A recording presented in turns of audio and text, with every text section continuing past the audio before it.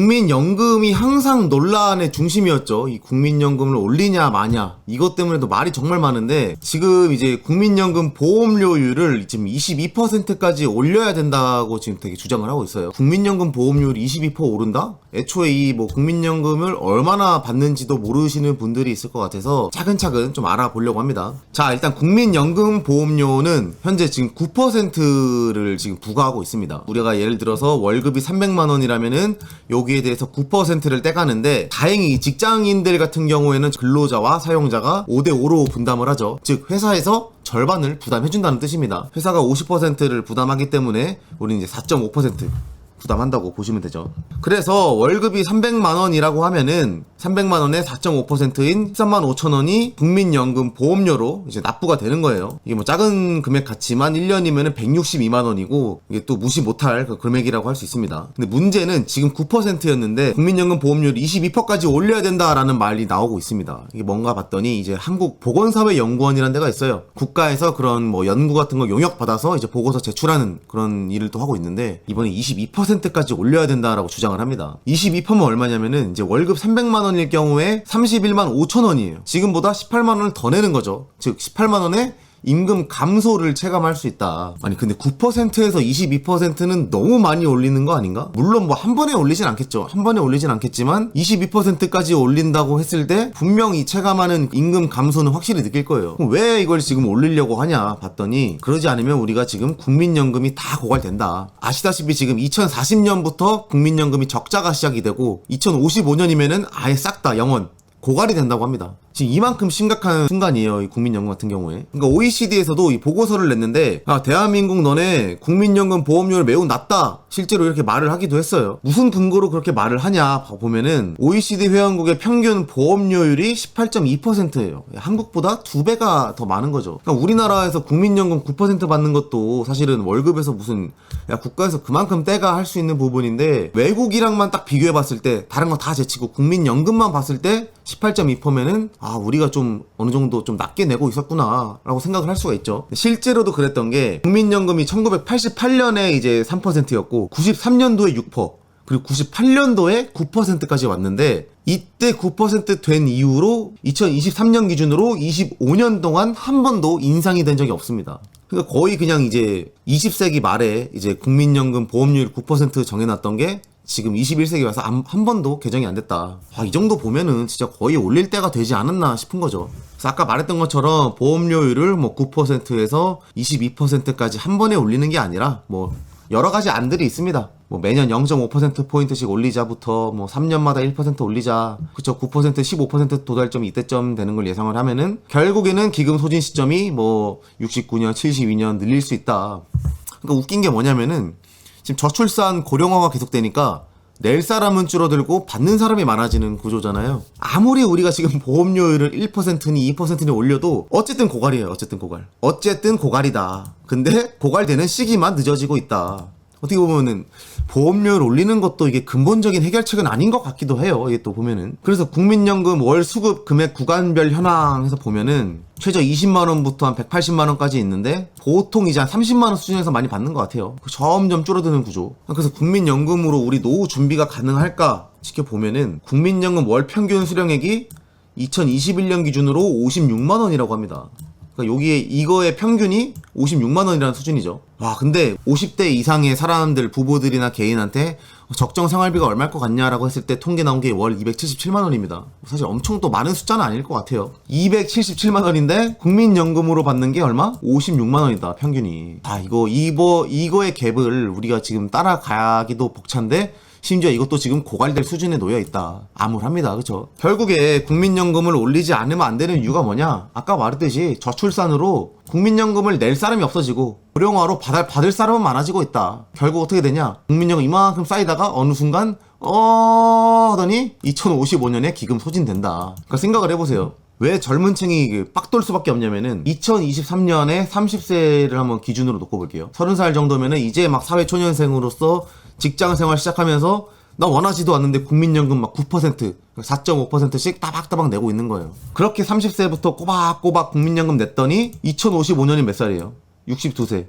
이때쯤이면 60세에서 65세면은 국민연금 받을 시기인데 30년 동안 진짜 국민연금 졸라게 열심히 해서 냈다 봤더니 62세 때 기금 소진. 이러면 화가 날까요 안 날까요 진짜?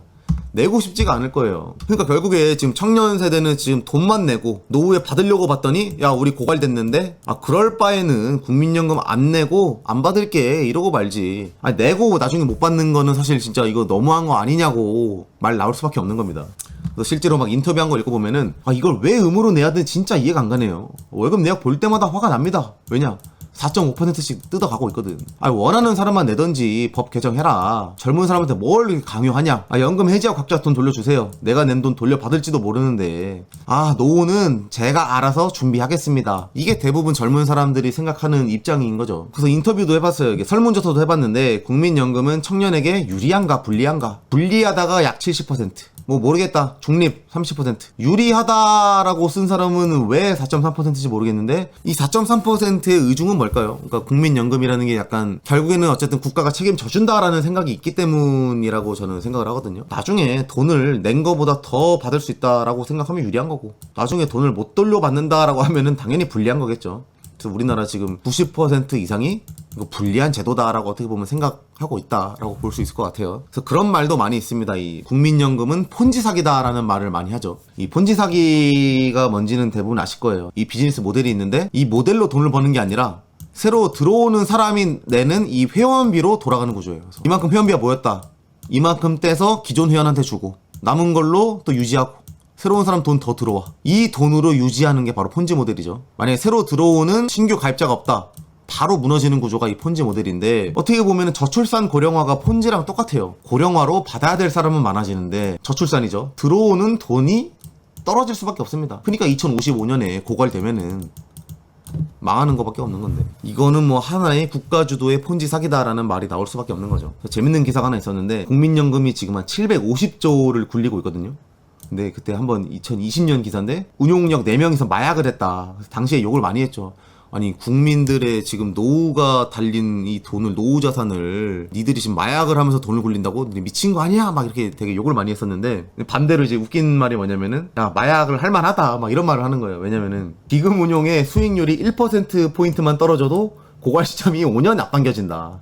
그러니까 이 사람들이 이 운영력들이 뭐 수천 명 있는 게 아니잖아요. 이제 몇 명 안 되는 사람들인데 이 사람들이 굴린 돈이 750조입니다. 750조. 내가 조금만 잘못 판단해도 우리나라의 이제 국민들의 고갈 시점이 5년이 앞당겨지고 막 5년이 빨라지고 막 이러고 있는 거예요. 이 정도의 스트레스라서 사실 마약 아니면 버틸 수가 없다. 뭐 우스갯소리로 이런 말까지 하고 있죠. 뭐 어쨌든 지금 750조나 굴리고 있다고 하는데 결국 시간이 지나면은 이것도 지금 이제 고갈이 빨라지고 있다. 사실은 원래 이거를 국민연금도 계속 개혁을 하자라는 말이 많이 나왔어요. 예전에 이제 문재인 정부 때도 집권 2년차 때 2018년이죠. 국민연금 고갈 되니까 개혁하자. 그게 뭔 말이에요? 보험료를 올리자.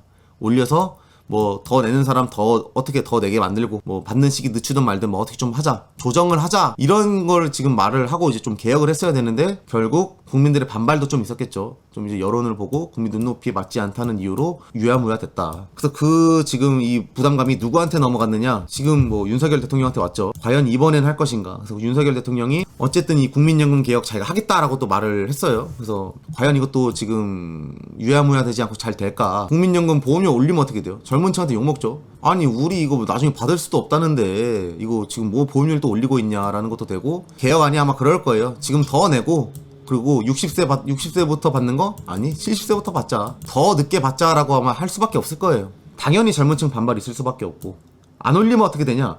그럼 개혁 실패한 대통령인 거죠. 그러니까 결론은 올려도 욕먹고 안 올려도 욕먹는다. 어떻게 될지 모르겠습니다. 근데 결국에는 이제 방향성이 나올 것 같은 게 이제 국민연금도 이제 매 5년마다 이렇게 국민연금 재정추계라는 걸 합니다. 국민연금 재정추계라는 게 뭐냐면은 이 국민연금의 재정 상태가 어떤지 이제 추정해서 점검하는 작업이에요. 그래서 자료를 만드는 건데 이게 원래 올해 3월에 예정되어 있던 게 지금 1월로 앞당겨졌어요. 이제 뭐 이게 좀 뭐 정부의 개혁 의지가 담겨 있는지는 모르겠지만 결국 이제 1월달 중에 이 국민연금의 곡간 상태가 업데이트 되겠죠. 이번에 딱 까봤는데 야 고갈 시기 2030년이야 이러면은 진짜 이제 날아가는 거죠. 재정 추계가 나온 다음에 이걸 기반으로 개혁안이 나올 건데 과연 이번 윤석열 대통령 때는 개혁안을 어떻게 만들어 갈지 아까 말했던 것처럼 뭐 보험료를 올리든 안 올리든 어떻게 뭐든 욕은 먹게 돼 있습니다. 뭐 욕을 먹더라도 어쨌든 개혁은 해야 한다.